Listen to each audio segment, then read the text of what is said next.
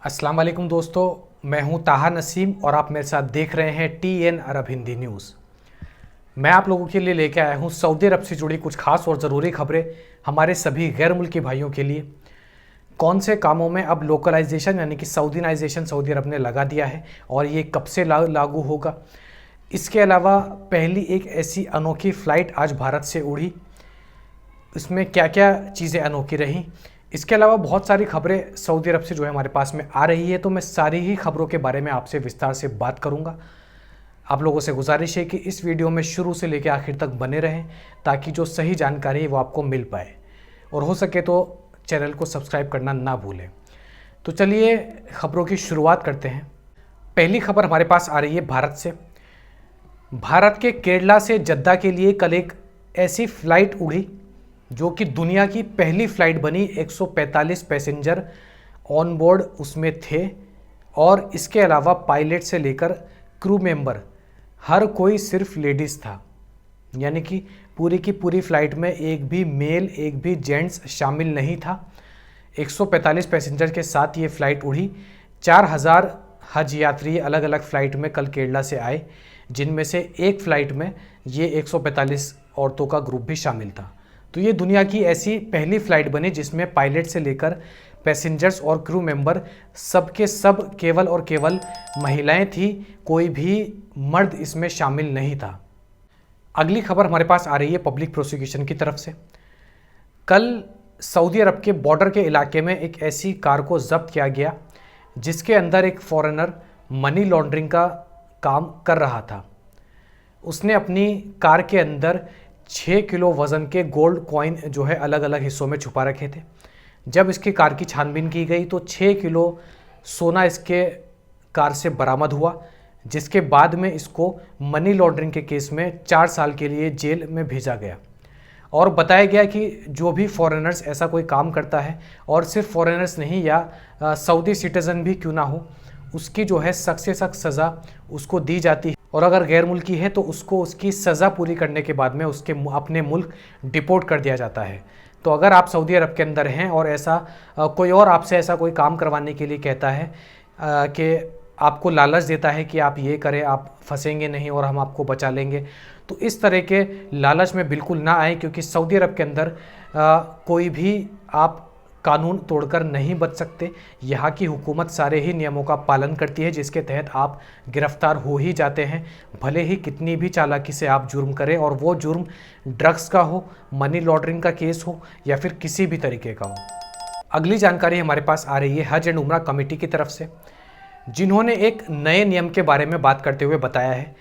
उन्होंने ये कहा है कि सऊदी अरब के अंदर कोई भी व्यक्ति अगर हज या उम्रा के नाम पर धोखाधड़ी का काम करता है, नकली हज कैंपेन चलाता है या फिर नकली हज परमिट आपको देने की बात करता है, यानी कि किसी भी तरीके से हज या उम्रा के नाम पर आपसे पैसे हटता है, आपको ठगता है, तो ऐसे व्यक्ति को ट्रांसपोर्ट की सुविधा देने वाले को 6 साल की जेल और लगभग 50,000 रियाल का जुर्माना उसके ऊपर लगाया जा सकता है। यानी कि किसी भी ऐसे व्यक्ति को अगर आप शेल्टर देते हैं, यानी कि रहने के लिए घर देते हैं, या फिर सऊदी अरब के अंदर एक जगह से दूसरी जगह जाने के लिए उसको अपनी गाड़ी देते हैं या अपनी टैक्सी में उसको छोड़कर आते हैं, तो आपके ऊपर 6 साल की जेल और 50,000 रियाल तक का जुर्माना आपके ऊपर लगाया जा सकता है। तो ऐसे किसी भी शख्स को पनाह ना दें और ऐसे किसी भी शख्स की आप किसी भी तरीके से मदद ना करें। अगली जानकारी हमारे पास आ रही है Saudi ministry of man power की तरफ से, जिन्होंने जानकारी देते हुए ये बताया है कि 12 जून 2023 से सऊदीनाइजेशन का पहला फेज़ लागू किया जाएगा।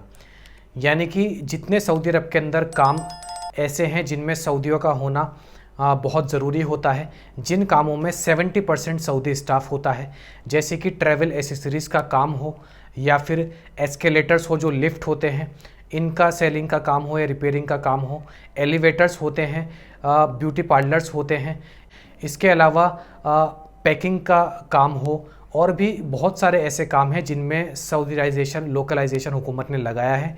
और इसका पहला फ़ेज़ 12 जून 2023 से लागू कर दिया जाएगा, जिसके बाद 70% सऊदियों का होना ऐसे कामों में लाजमी हो जाएगा।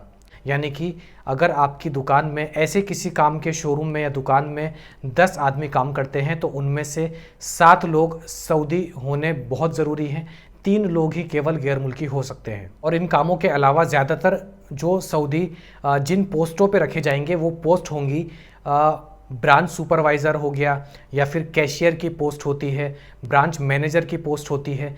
इन सारी पोस्टों पे जो है सऊदियों को रखना ही कंपलसरी होगा, इसके बिना आप वहाँ पर बिजनेस नहीं कर सकते। अगर आप कोई भी सामान बेचने का काम करते हैं तो वहाँ पर आपको जो है 70% लोकलाइजेशन यानी कि 70% सऊदी स्टाफ आपको रखना होगा। अगली जानकारी हमारे पास आ रही है सऊदी एजुकेशन मिनिस्ट्री की तरफ से, जिन्होंने जानकारी देते हुए ये बताया है कि सऊदी अरब के अंदर जो टेक्नोलॉजी और इनोवेशन वाले कॉलेजेस हैं, यानी कि जिन कॉलेजेस में टेक्नोलॉजी और इनोवेशन का कोर्स कराया जा रहा है, वहाँ पे जो है अब से लेडीज़ को भी कार रिपेयरिंग का कोर्स कराया जाएगा और इसकी ट्रेनिंग अभी से चालू कर दी गई है। मदीना के अंदर स्पेशल ट्रेनर्स रखे गए हैं जो कि औरतों को सिखाएंगे गाड़ी रिपेयर करना। लगभग सारे ही कामों की ट्रेनिंग इन औरतों को दी जाएगी, जैसे कि कार मेंटेनेंस हो गया, टायर रिपेयरिंग हो गया, इंजन रिपेयरिंग, और कार के अंदर जो इलेक्ट्रॉनिकल काम होता है उसकी भी ट्रेनिंग इन सऊदी औरतों को दी जाएंगी। और अब से जो है आने वाले समय में, आने वाले टाइम में जो कार मैकेनिक होंगी वो सऊदी औरतें भी आपको देखने के लिए मिल सकती हैं। तो सऊदी किसी भी तरीके से औरतों को पीछे नहीं रख रहा है, हर काम में इनका इन्वॉल्वमेंट जो है 70 से 80% तक दिया जा रहा है। और ऐसा डेटा हमारे पास अक्सर आता रहता है और पहले भी आ चुका है, जिसमें मैंने आपको ये जानकारी दी है कि सऊदी अरब के अंदर 45% जो बिज़नेस ओन करती हैं वो सऊदी की औरतें ओन करती हैं, यानी कि सऊदी की औरतों के नाम पर होता है। इसके अलावा 35% बिज़नेस ऐसे हैं जो सऊदी औरत ओन भी करती है और उसको रन भी करती हैं, यानी कि उसको चलाती भी है। तो आने वाले समय में हमें सऊदी अरब के अंदर हर एक शॉप में, हर एक काम में सऊदी औरत देखने को मिल सकती है। तो ये थी आज की कुछ खास और ज़रूरी खबरें सऊदी अरब से जुड़ी हुई। ऐसी ही खबरें मैं आप लोगों तक डेली पहुंचाता हूं। इसके अलावा सऊदी अरब के अंदर कोई भी नया कानून आता है या फिर पुराने कानून में कोई बदलाव होता है वर्करों के लिए, उसकी अपडेट मैं आप लोगों तक ज़रूर पहुँचाता हूँ। तो आप हमारे चैनल पर नए हैं तो चैनल को सब्सक्राइब करना ना भूलें, और वीडियो पसंद आई हो तो वीडियो को लाइक भी कर दें। मैं ताहा नसीम अब आपसे इजाज़त चाहता हूँ। इंशाल्लाह कल जो है आपसे फिर मुलाकात होगी मज़ीद खबरों के साथ। तब तक अपना ख्याल रखें।